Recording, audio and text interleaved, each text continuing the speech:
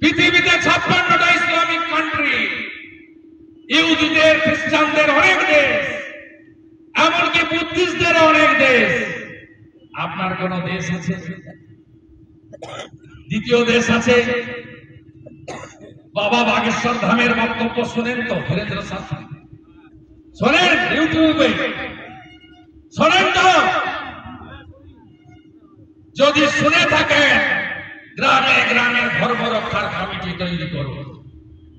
কোন ধর্ম সম্প্রদায়ের প্রতি আমাদের ঘৃণা নেই, কিন্তু আমাদের আপনি হিন্দুদের দল বলবেন আর 5 কেজি করে চাল আর গম ঝুলিয়ে ঝুলিয়ে রেশন দোকান থেকে আনবেন। প্রধানমন্ত্রী অন্ন সুরক্ষা যোজনা,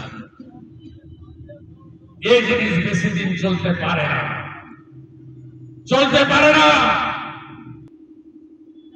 পরিবর্তন করতে হবে। পরিবর্তনটা বিজেপির জন্য নয়, পরিবর্তনটা হিন্দুদের অস্তিত্ব রক্ষার লড়াই। এই লড়াইতে অস্তিত্ব রাখতে হবে।